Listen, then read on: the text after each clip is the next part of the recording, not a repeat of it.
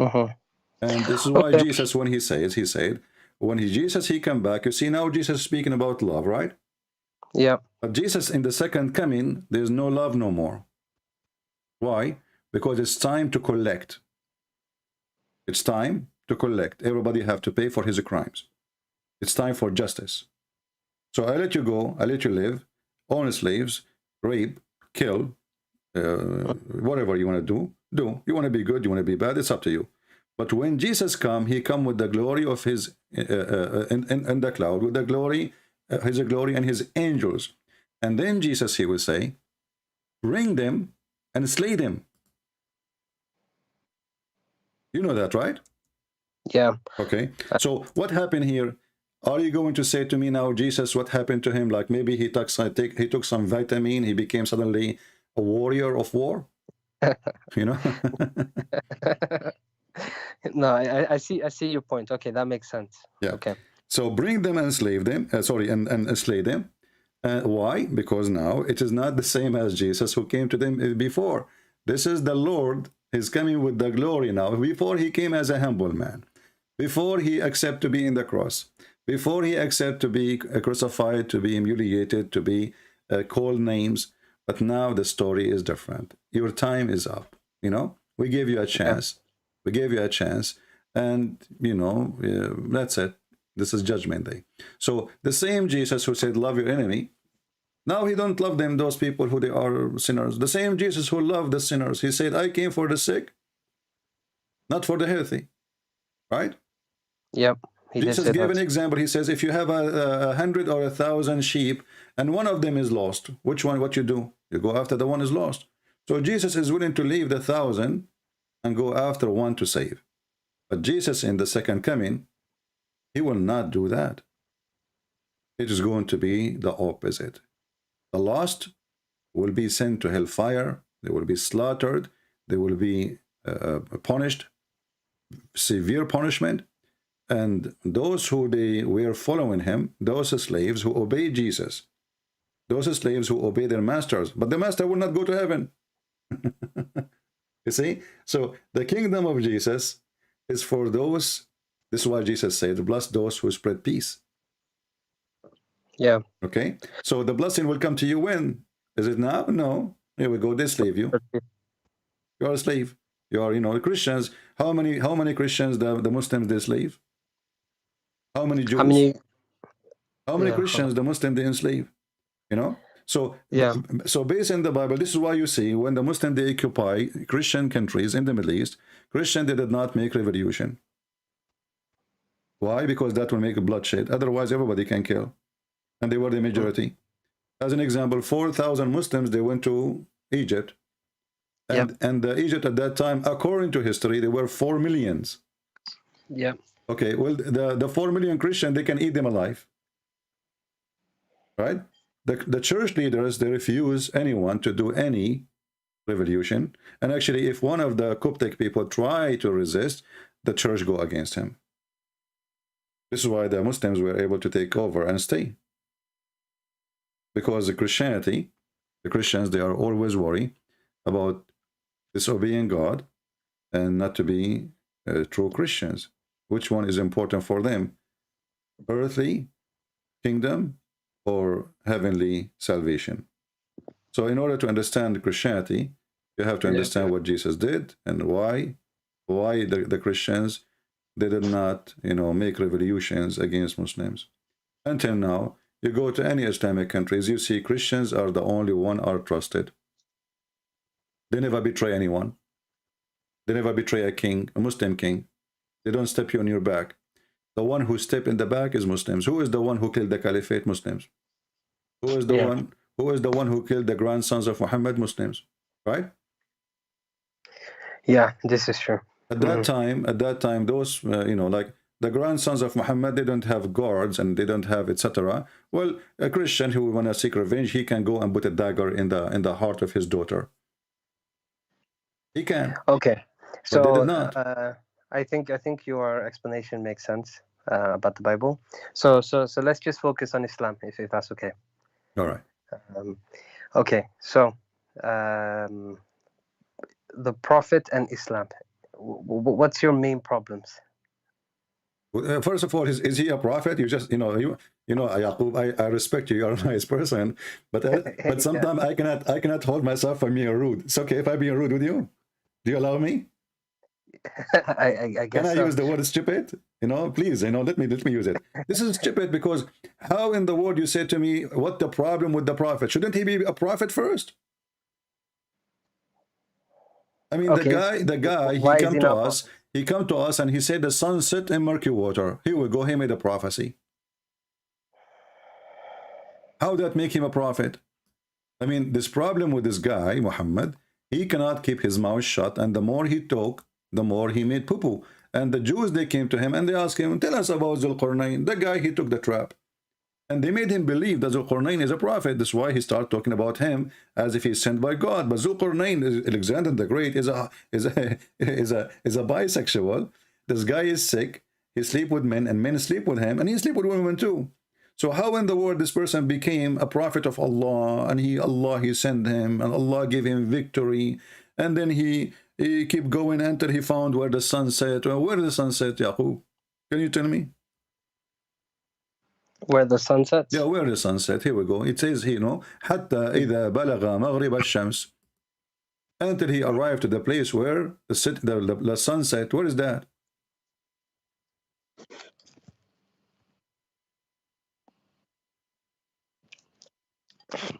Give me 1 second. Let me just look at Ibn Kathir. 1 second. Ibn Kathir, remember, Ibn Kathir came 800 years after Muhammad, and he was trying to refute the Christian. At that time, Ibn Kathir is like YouTube today, Ibn Kathir, he found that the Christians in Syria are making fun of Muhammad like shish kebab. So he tried to fix it, This is not the answer. If you want to get really an answer, get an answer from somebody who was close to the time of Muhammad, or Muhammad himself. You don't get an answer today from somebody, his name is Mimi Hijab. You get an answer from somebody, was in the time of Muhammad. He understand, this is why we read what Peter say, not what a bishop say today, correct? Who care what bishop? I can be a bishop. Now I can say whatever I want, but people will not listen to me. Because who is the one who more close to understand is the one who was there, right? Yep. So when your prophet, he said, until he reached the setting place of the sun, who was talking? This is Allah talking. Exactly. So Allah is supposedly, he became a news agent, and now he is going to tell us about Zulqarnain. This is why it says in verse number 83, and they ask you about Zulqarnain. Who is the one who asked him? And the Jews, as usual, they make fun of him, and they get him into a trap. Say, I shall recite to you something of his story. Okay, wonderful. Verily we establish for him in earth. Suddenly Zulqarnain was victorious by Allah will. Why? Any Muslim can tell me why? Why Allah he established for him victory? Because he's a Muslim. And then we gave him the means of everything. Who is the one who gave him? Allah. Who is the one who gave him the men to sleep with? Allah. Who gave him the men who sleep with him? Allah. Who gave him the soldiers? Allah. So everything is coming from Allah. And then he followed away. Okay. Until when he reached the sitting place of the sun. Where is that? The sun set everywhere.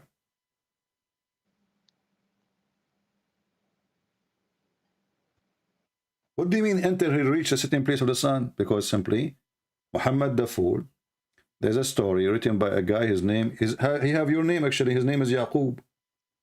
He's from Syria. He wrote a fiction story about Zulqarnain. You mean is it the Jewish one? No. This is a Syrian Christian from Syria. But this is a fiction story. It's like now you make a story, you put George Bush there, but the story is not real. It's a movie, Yeah, I know what you're saying. Yeah. Okay. So this guy, he wrote a story about Zulqarnain, and in the story he built a dam. Muhammad, in the moment when they asked him, they could not answer. Then he found out about this story, and now he is copying that story, claiming that Allah is the one who told him. So he reached the sitting place of the sun. He found the sitting in a spring of a black muddy water. Go, Yaqub, help me. You're a prophet. You said to me he's a prophet. Right. I just had a look at a hadith about Ibn Abbas asking about the same place of the sun. Hmm. Okay, So yeah. are you So still convinced that Muhammad is a prophet? What do you say to me? Why you don't? What the problem with Prophet Muhammad? Shouldn't he be a can prophet first? what's your thoughts on the Quran? Do you think it's plagiarized, or what are you My saying? friend, look at this. And then he found this, the word the sunrise, you know. And not only that, like as an example, if I say to you, you know, you ask me a question. Those Yeah. who slept in the cave, how many there are, Christian Prince? I will say to you, okay, because I don't know the answer. Some they say there are 3 and their dog is number 4. Some they say there are 5 and their dog is number 6. Some they say there are 6 and their dog is number 7. Some they say there are 7 and their dog is number 8. Some they say there are 9 and their dog is number 10. Some they come tomorrow. Some they say they are 10 and their dog is number 11.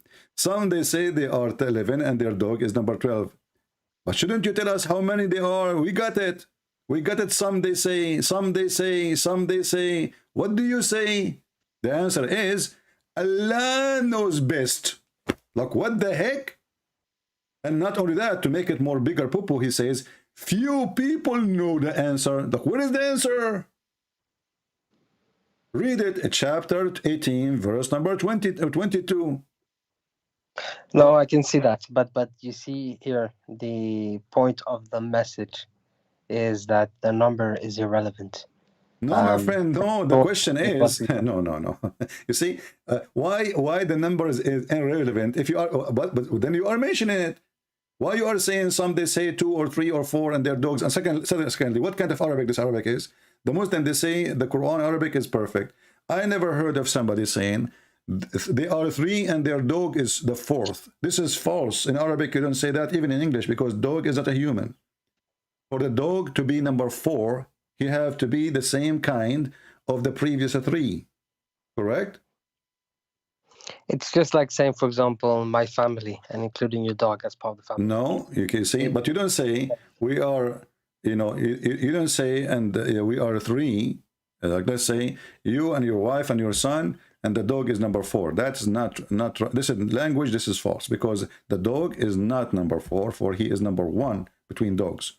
So if you are counting a human, you count a human. If you are counting apples, you count. You don't say 3 apples and 1 cat.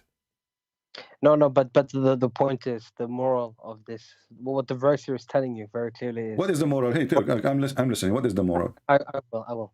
So it says, your Lord knows best the numbers, none but a few. So debate not about the numbers. That's exactly what we're doing, because it's irrelevant, except with clear proof. Okay, and consult not any of them people. First of all, where it says debate about the debate not. Sorry. Where it says. It says there. So debate not about their numbers, except with clear proof. No, it doesn't say debate. It says ولا تستفتي فيهم منهم أحدا, which means don't ask them. Allah knows. There's no debate. Don't ask them. لا تستفتي. Don't ask them. Allah knows best. Okay, so don't ask them. So what is the answer? Don't ask them. Ask Allah. The relevance here is that the point of the story is, from my understanding, I'm not here trying to make up excuses, just to be clear. So the understanding of the story is that if you trust in God and you're God, what's the word? God conscious, then God will provide for you. Just Our as friend, He did for. If this is the purpose of this story, then he should not mention the number. He should not say some they say 2, some they say 3, some they say. He's saying there's 7. And actually, this is a story, fiction story written by Christians about a bunch of youth. They were discriminated, and then they went to a cave. And actually, the story is very funny. You know, in Islam, it's the dog is dirty, correct? So how the dog is with them? What kind of Muslim they are? They have a dog. Why the dog is there? But do you know that in Islam we believe that certain things were halal in the past, and then God forbid them? No, dogs is dirty. It doesn't matter if you forbid them or not. Is it like the dogs before Islam, they were clean, and after Islam became dirty? No, they were permissible. Okay, but listen what happened. Just like alcohol. Okay, well, it says here that, according to the story here, that the dog, he opened his arms Do dogs have arms? No, they don't. Okay. So the dog is stand in the front of the cave and he open his arms to do what exactly?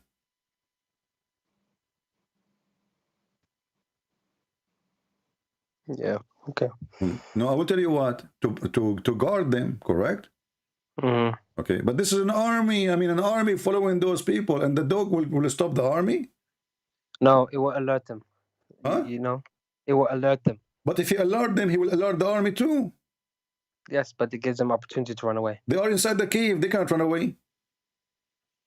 Yeah, I see what you're saying. That makes But sense. what happened, my friend, the Arabic word is not kalbahum, is kali'ahum.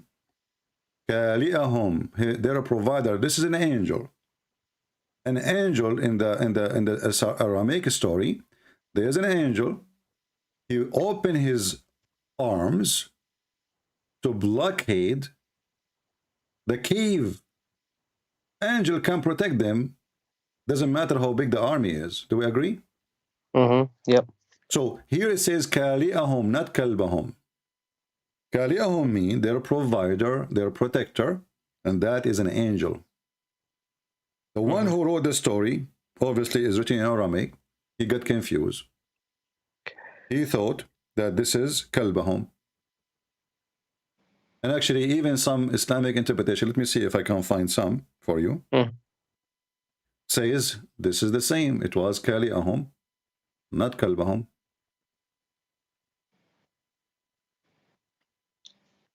Here we go. Let us see.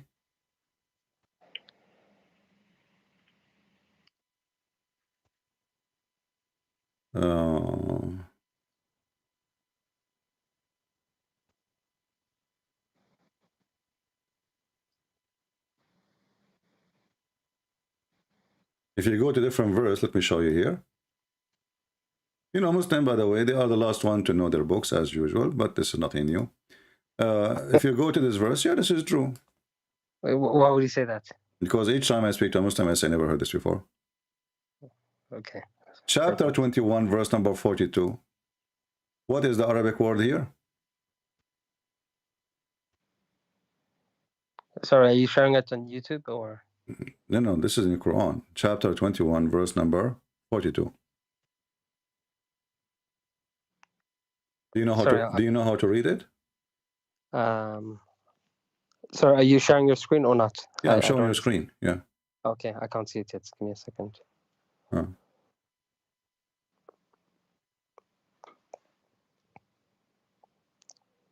the meantime, I'll open up the Quran on my side.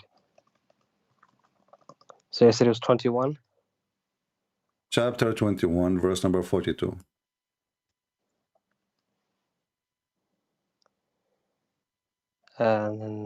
Okay.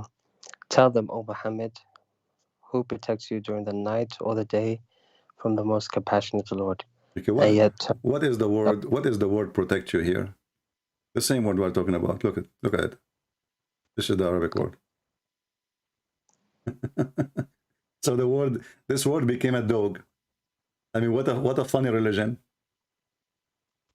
So how Muslims even they understand their book? Where they get their reference from? Simply, the Quran is full of Aramaic words. They have no idea what they mean, and it was confusing. There is no dots. There is no tashkil. There is nothing. So okay, you know what? This is maybe kalbahum, but it's not kalbahum.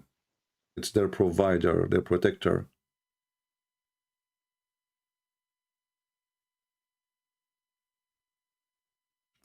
Actually, there's a reading of the Quran. You know, the Quran have many reading, correct? Sorry, say that again. There is many reading for the Quran, correct? Yes, that's true. All right. If you go as an example, yeah, do sorry. Tafsir Ibn Hayyan or whatever Al-Andalusi or Adwa al-Bayan fi Tafsir al-Quran, you know, there's many tafsir. They will tell you that there is a reading. It says وَكَالِئَهُمْ. And let me show you. Here we go. This is Adwa al-Bayan fi Tafsir al-Quran. It says here, let us see. The page is very hard to show.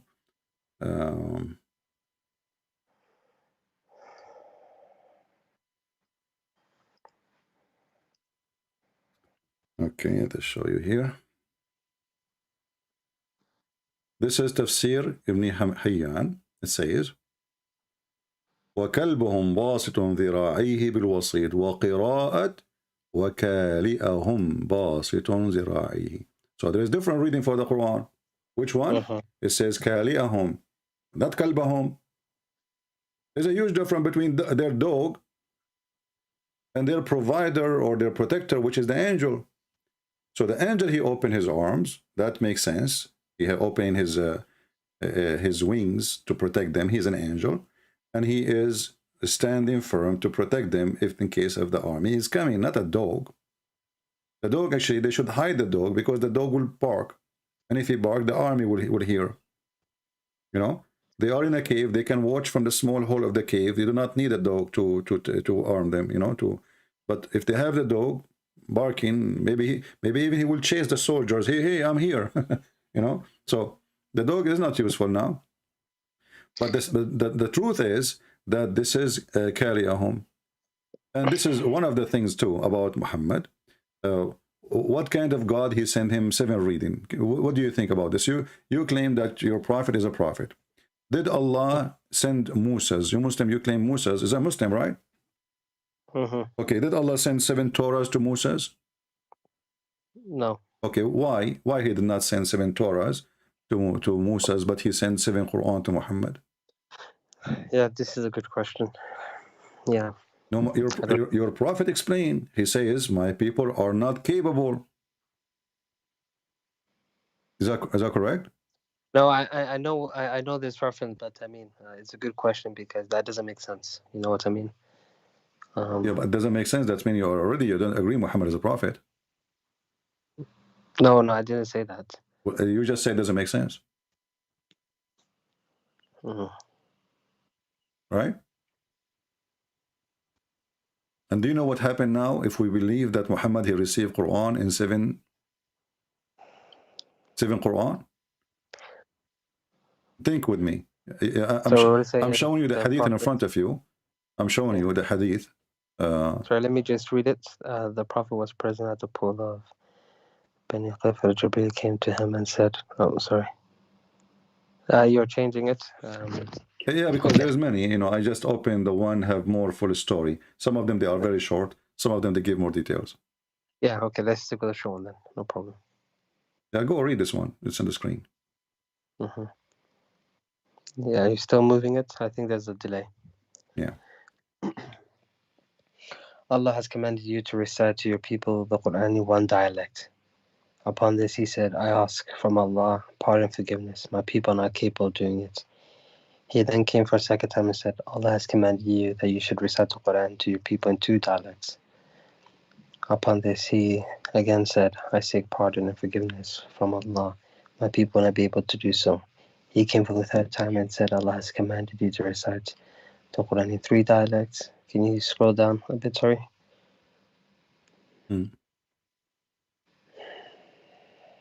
So what is the excuse? He wants more Quran?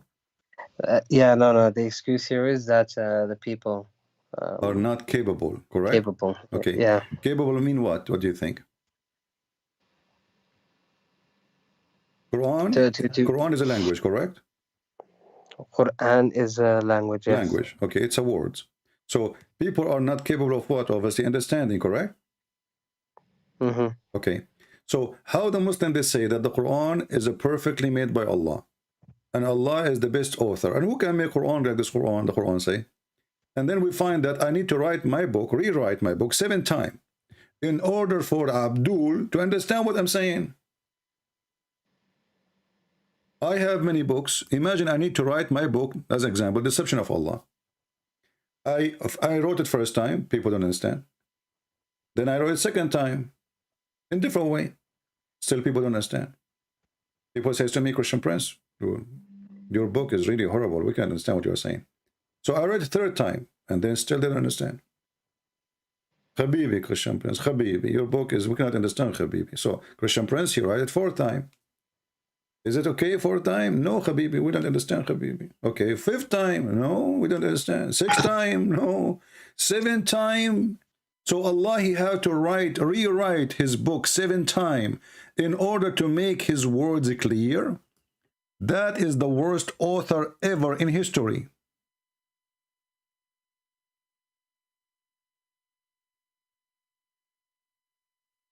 Are you there, Yaqub? Yeah, I'm here. I'm here. Mm-hmm. You see how good your God is? Man, he is so good in writing. He needed to write the Quran 7 times so people, they might understand. And who is the one giving advice? Muhammad. The one who do not know even how to write, how to read. Allah is taking advice from the illiterate about how his book can be good or not. Look like Muhammad, he used to work in, like in those magazines who do make a study of some books, like, they make an article about them, if they are good or not. So Muhammad is saying, Allah, come on, what are you talking about? You have no idea, you need to write it again, okay? Send me a second one. Allah, he said, oh, okay. Well, Allah, he go to the office, he write it second time. I mean, have you ever heard, is that a bazaar? This is a Middle Eastern bazaar. You go to buy falafel, you say to him, the falafel, how much? He said to you 100. You say, come on, 50. 50 is too much. Yeah. Okay, 45. I mean, this is God, this is a man, he's a prophet.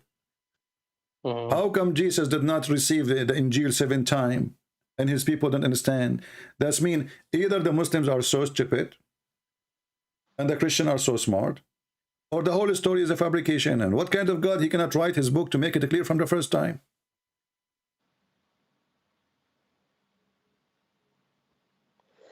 Okay. And hold on.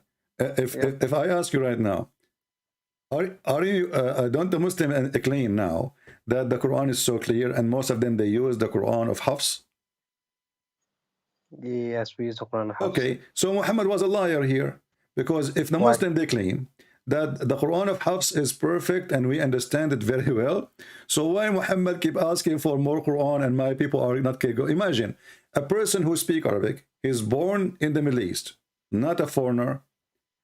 He needs 7 Quran to understand the Quran. A guy, Abdul, from Pakistan, he do not know Arabic. He don't speak Arabic. He never heard of Arabic. And he tell us, brother and sister, Quran is very clear.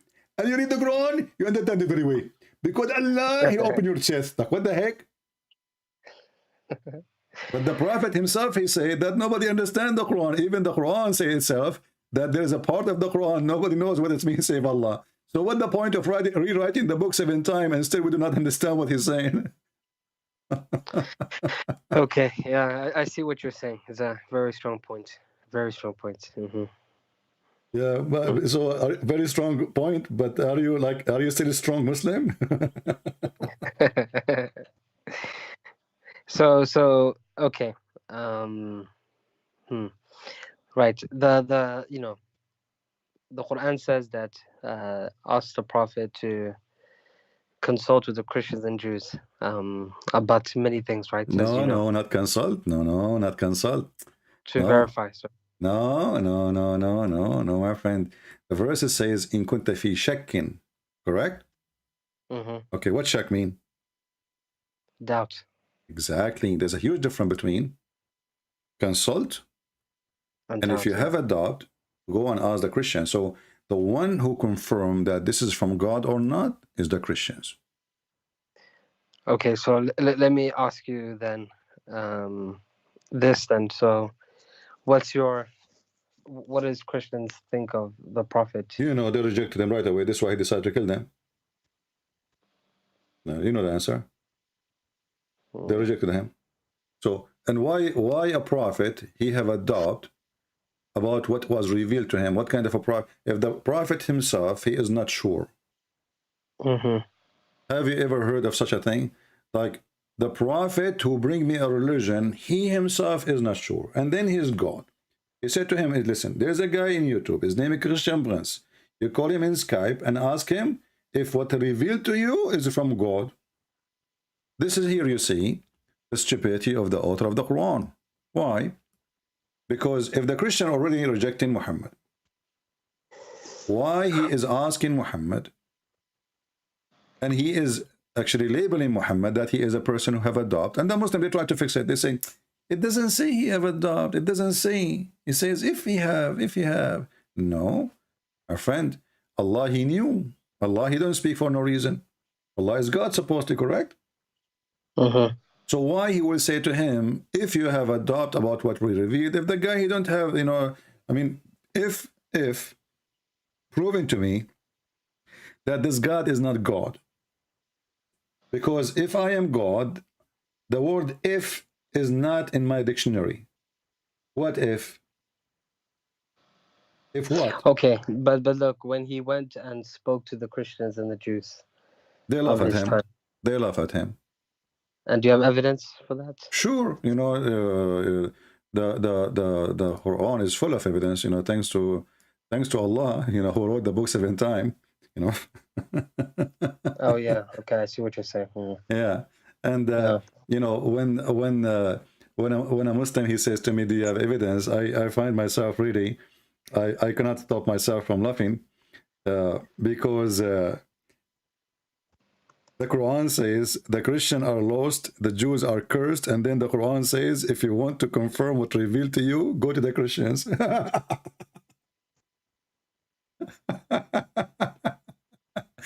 It's like telling somebody, if you lost your way, go to the one whose GPS is broken. I mean, aren't we the one is lost? Aren't we the one we are lost in the chapter of Al-Fatiha? And the Jews are the one who is cursed? So how in the world you say to Muhammad, go and ask the Christians who they are lost and the Jews who they are cursed? I mean, what? Go and you should ask them to ask the Hindu. Maybe that better. Okay. You know. Yeah. Yeah. And you know, when the Muslims they come to us and they say the word prophet, I don't know what they are talking about. Who is the prophet we are talking about? As an example, you see, if I say to you, I saw a video of a person, a Muslim, he says, the Bible written by John. John who? Peter. Peter who? Mark. Mark who? Okay, I want to go by this. We can give you all the reference about those people. But I want to ask you, the Quran is given to us by Muhammad. Muhammad who? What do you mean Muhammad here? Who is Muhammad? Ibn Abdullah. Where do you get the name from? I got it, to be honest, from Or what the Quran says to us. There's a guy, his name is Muhammad. Muhammad. Is that from the Quran? I got it from the... It's from exactly. One of the okay, shouldn't this God... you know, see, here you say the hypocrisy of the Muslims. They say to us, okay, who? Okay, when the Bible speak about Jesus, speak about his born where, who is his mother, who is the grandfather, the father of Mary, the grandfather of Mary, blah, blah, blah, blah, all the way, you know. But you see, you're missing the point here. You see, that's the point you're missing. The Bible, the Gospels are written as testimonies. Eyewitness account. Okay, I will go with you. I will go with you. Let us give you an example. You cannot answer. The Quran mentioned someone. His name is Israel. Who is Israel? But sorry, just one thing. The Quran was revealed in recitations, verses by verses, and in many cases it was revealed in, let's say, in all cases it was revealed in situations that the Prophet was in. Okay. So yeah, what was your question about Israel? That will not change anything. Still, who is Muhammad? Shouldn't you tell me? You know, when you don't this God, he knew that this book will be sent to nations around the world, and he need to introduce Muhammad. So Muhammad, he says, the one who wrote the hadith, erase it. Correct? Okay. So if you Muslims, you follow the advice of Muhammad, then you will not know anything about this person. You Muslims, you call him Muhammad ibn Abdullah, because he said you erase it, which means erase all the history of Muhammad. You keep only the Quran. So the Quran says Muhammad, but who is Muhammad, we do not know. Who is his parents, we don't know. What we know from the Quran is that he is the messenger of God. Okay. That's what we know. Exactly. But who is the one who said that he is a messenger of God? Muhammad. If we take it from the Quranic, from the Muslim perspective, it would be Allah said that. No, right? Because he did not have any witnesses that Allah spoke to him. Do he? He does not know. Okay.